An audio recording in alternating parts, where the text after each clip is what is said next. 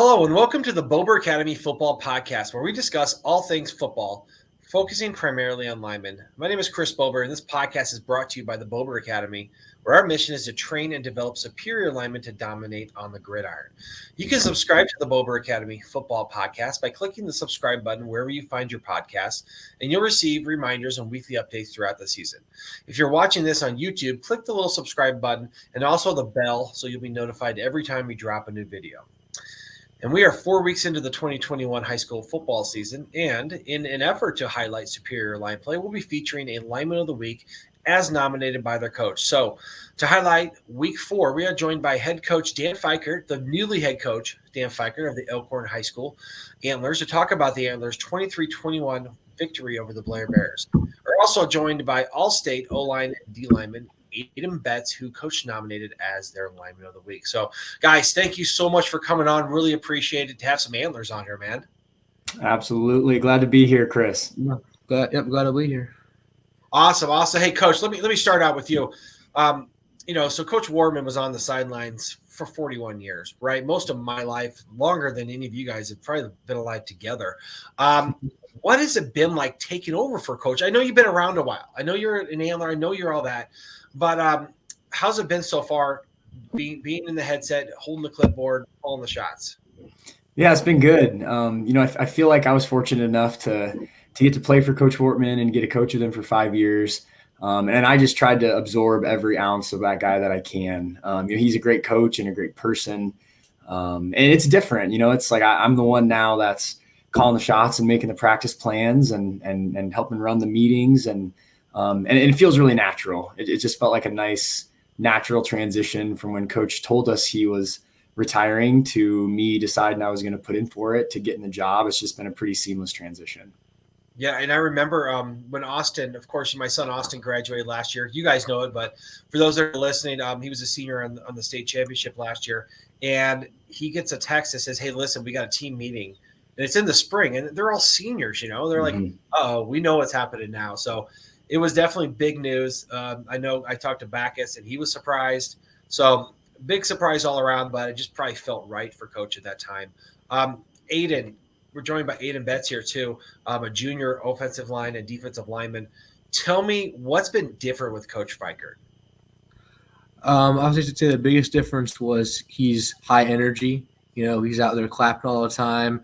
And I played with him freshman basketball season. He was just like that. So I knew when I came out for football this year, he's going to be high energy and, he's up in you and he's going to tell it how it is and he's going to yell. He's going to have fun. So, it's cool, though. I like that. Yeah, and I see the players are really, really taking to you, right? Start off the season, right? You have a great start to the season, right? You go down to Norris and come out with a big victory. Take care of Roncalli. Go to Waverly and win down there by just 1 point. And then last week you come up with a big victory at home against Blair. What's it been like, Coach, starting out 4-0?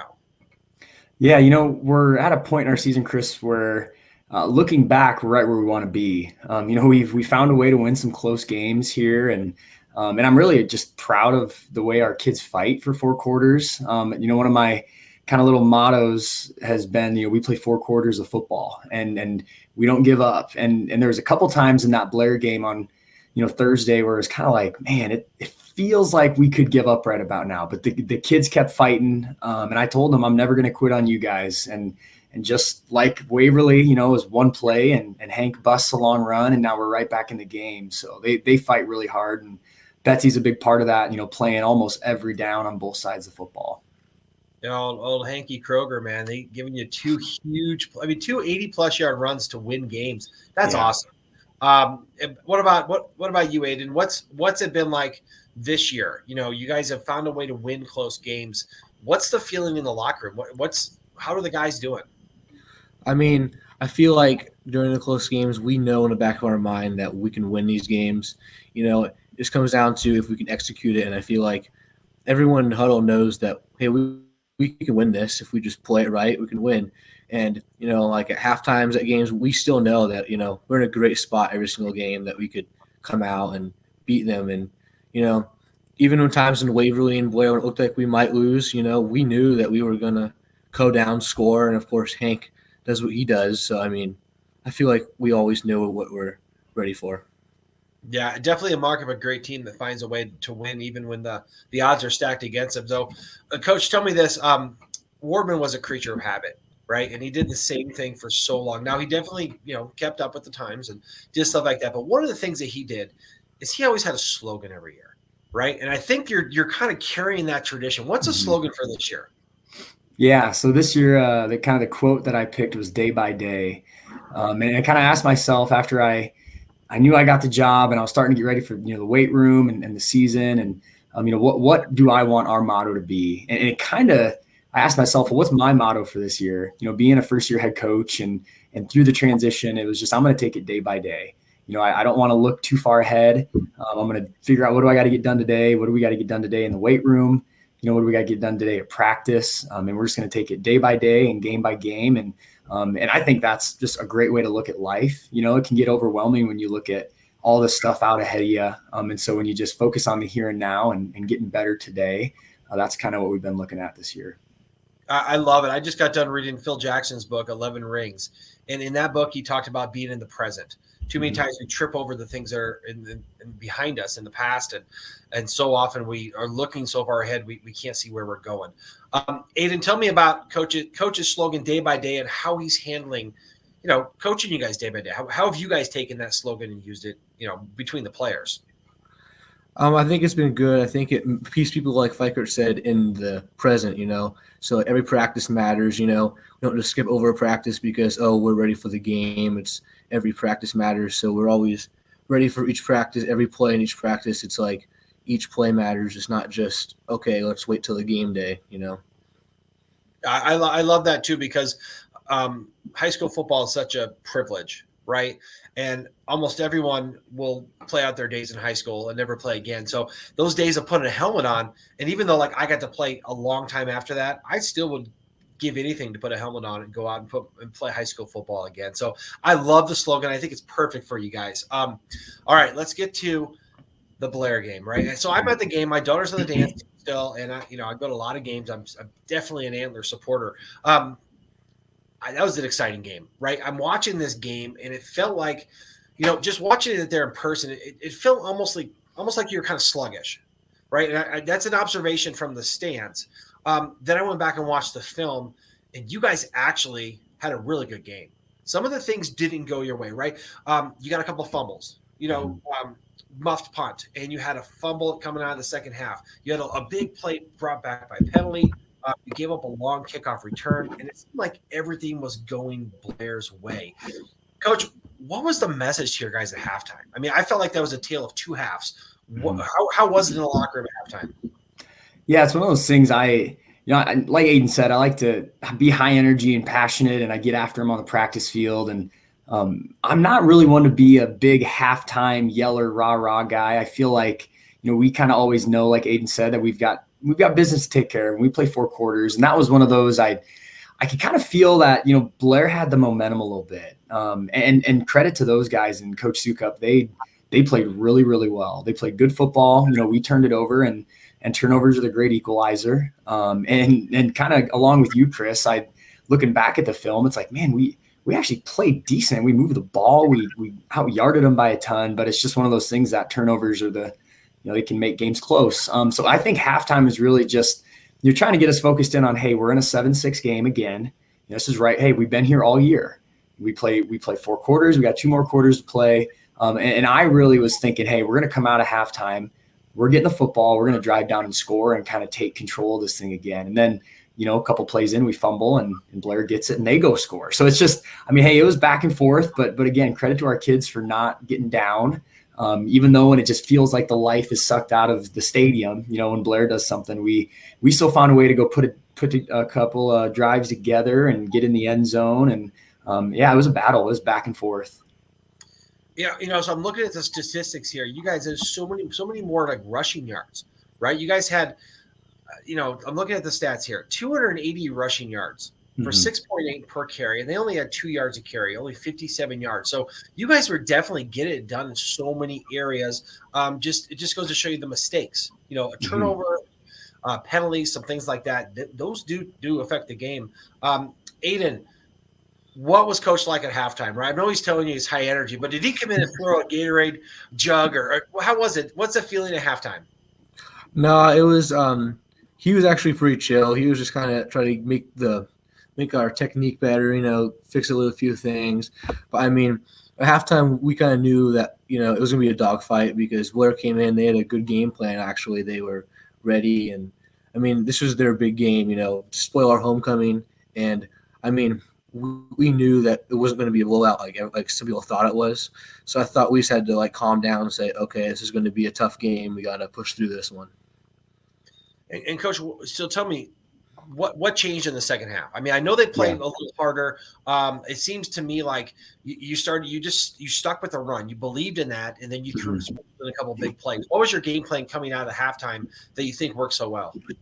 Yeah, I think, Chris, we're always making, like Aidan said, slight adjustments. It's one of those things that if you go in at halftime and you're drawing up new plays, you've lost. So I think we talked about tweaking a couple of our blocking schemes a little bit.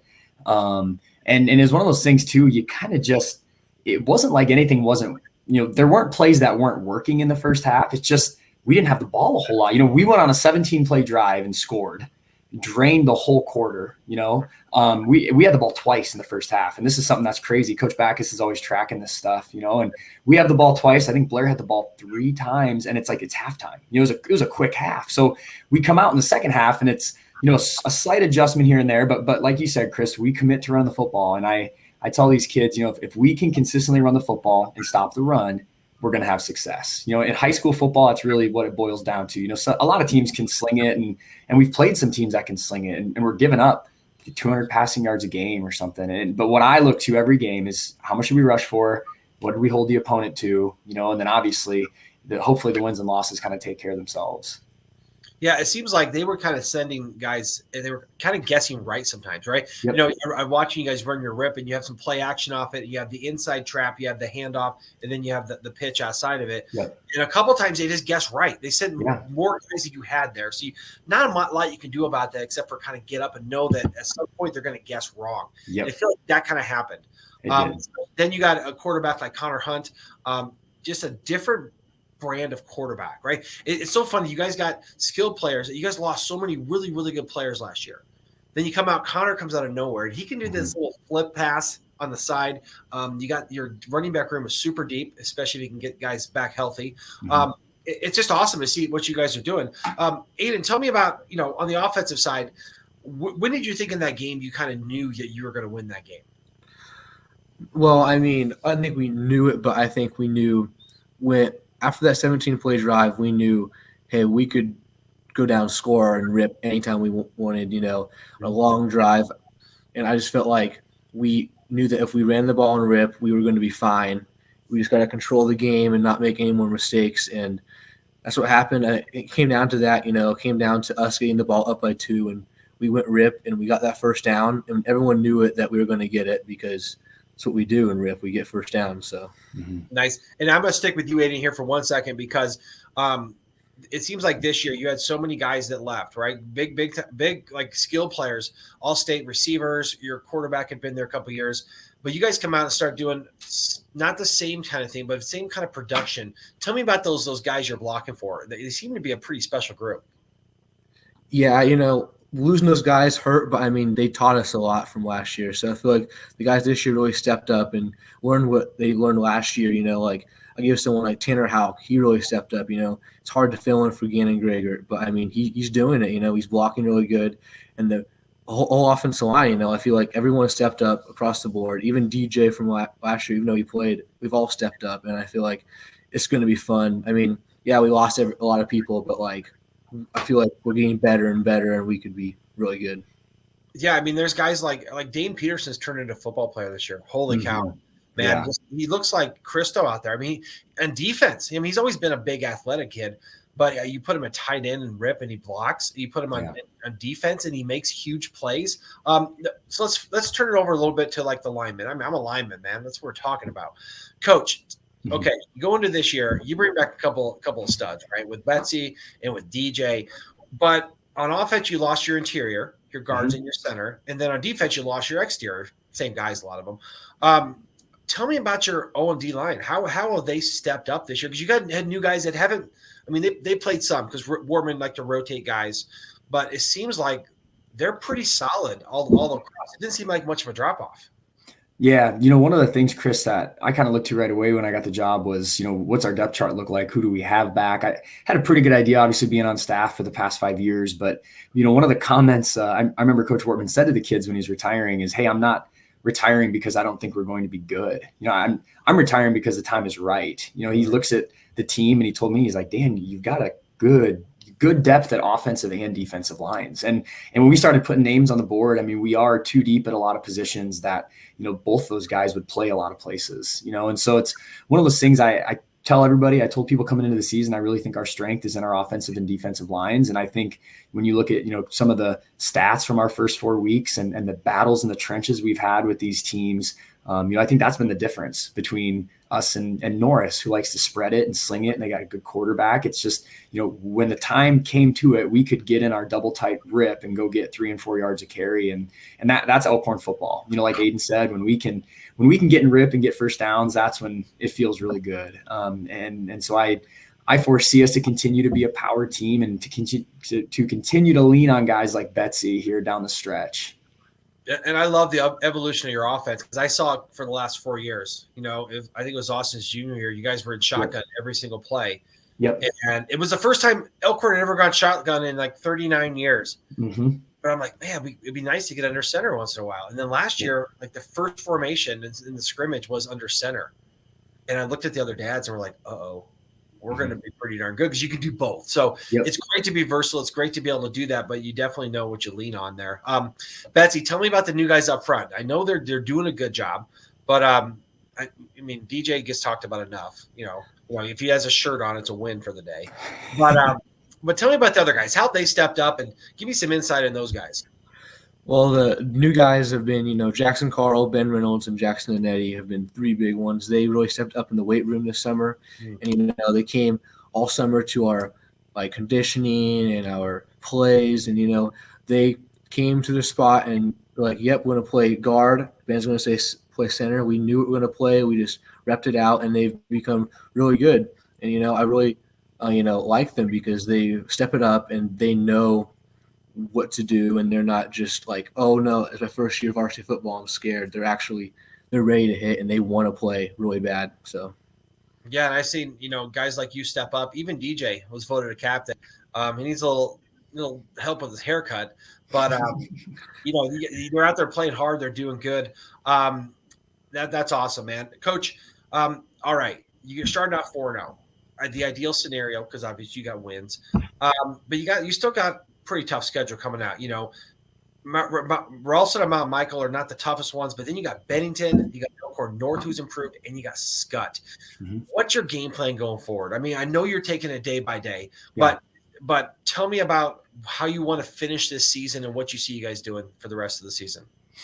Yeah, Chris, we're in a really good spot. We're 4-0, and I kind of, Betsy can speak to this, but my message the last couple of days has been maybe a little more critical than other places might be when you're 4-0. It's one of those things. It's like we're where we want to be, but we're not to the end goal yet.